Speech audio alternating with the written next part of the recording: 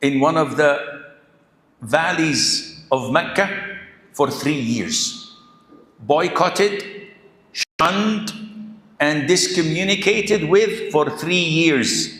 No buying or selling, no marrying, no communication, until they ate the leaves of trees on the ground out of hunger.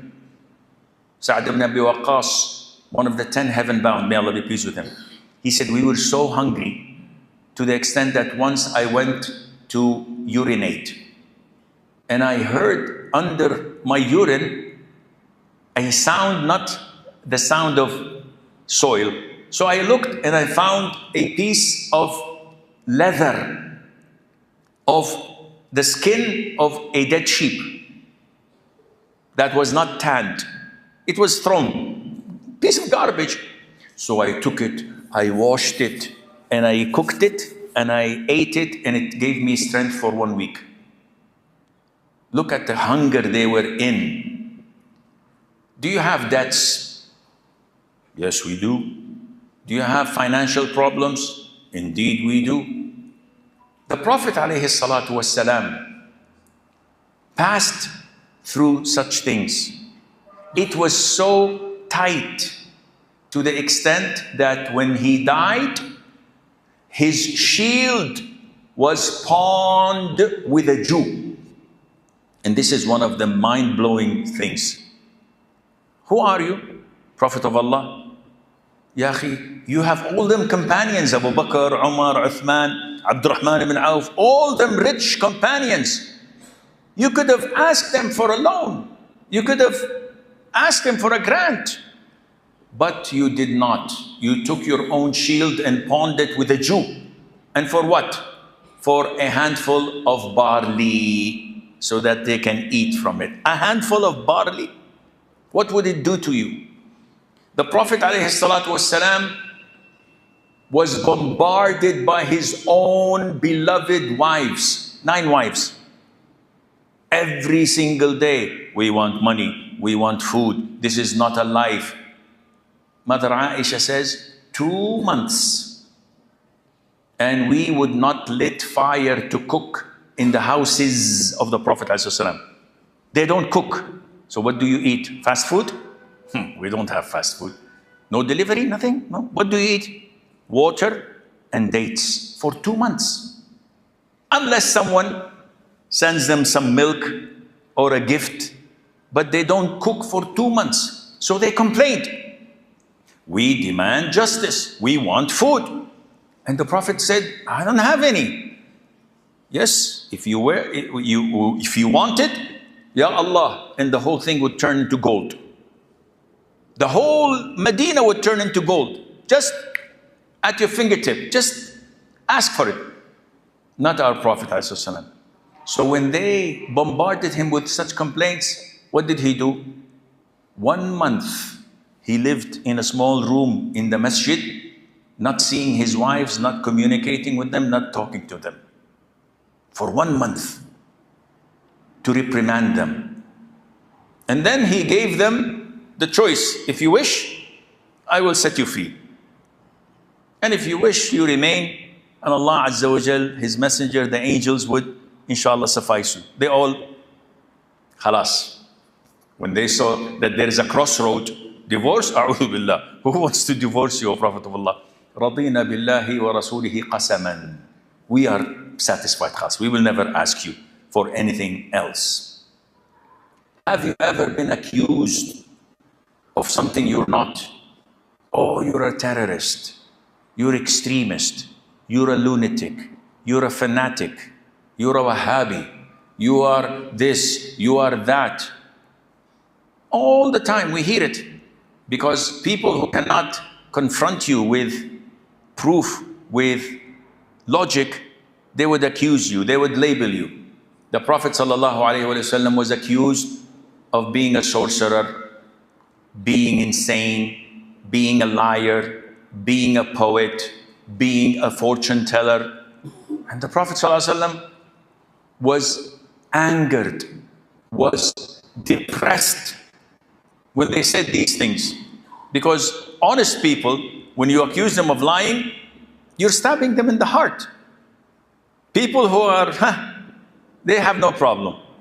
But when you're honest and you're accused of lying, when you are the messenger of Allah, the most elite, and they're accusing you of being a poet or a sorcerer, how fit are you as a sportsman? Oh, I play football every day. And those who are the elite, oh, I play paddle. MashaAllah, tabarakallah. Okay, how fit are you? I'm quite fit. Have you participated in wars, in jihad? No. The Prophet sallallahu alaihi wasallam went through tens of fights and wars. When he was what? When he was 54 years of age. He started fighting in the cause of Allah after Hijrah. 54 years of age, and he died when he was 63. Never stopped, never complained, and kept on fighting for the cause of Allah Azza wa Jal. How do you feel when you worship Allah? Sheikh, this masjid is a headache. Adam's masjid, wallahi, it's a headache. In Taraweeh, Sheikh, they pray for half an hour. In Taraweeh, they're killing us. My back aches, my knees are shivering and trembling. It's too much, Sheikh. The Prophet ﷺ used to offer night prayer until his feet were swollen. You know, swollen, this big, because of standing up. And not only that, ﷺ, at the end of his life, Mother Aisha says, he used to pray sitting down. Why? Because all of the community used to come to him with questions, with problems, with issues, that at the end of the day, he was exhausted. He was out of power. So when he wanted to pray, he could have easily gone to sleep. Pray 3 rak'ah witr in 5 seconds, khalas. You did qiyamul layl. No, he used to pray, but sitting down. What about your social circle, your neighbors? Oh, Sheikh, our neighbors are awful. They abuse us, they do bad things to us. The Prophet ﷺ had the worst of neighbors in Mecca. 13 years, throwing the guts of camel on his back when he is doing sujood in front of the Kaaba. How evil could you be? If you are doing sujood and someone pours water over you, you'll be agitated. They threw the guts and blood of a slaughtered camel, and he did not rise up.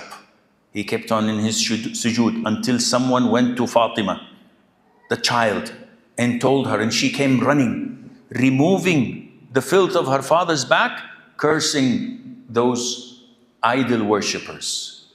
The Prophet ﷺ was abused by his people so bad that he had to flee Mecca and go to Taif.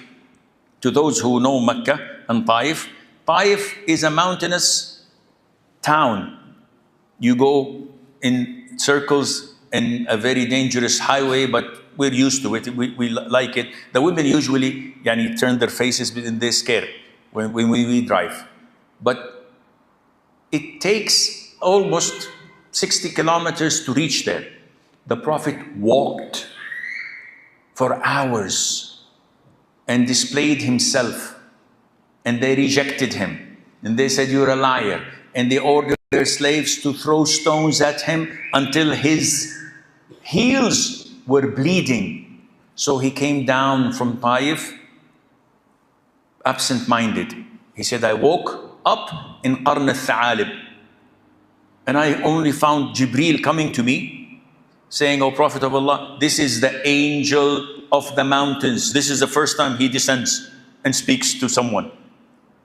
So the angel of the mountain said, Ya Muhammad, Allah sent me to you, telling me to act upon your command.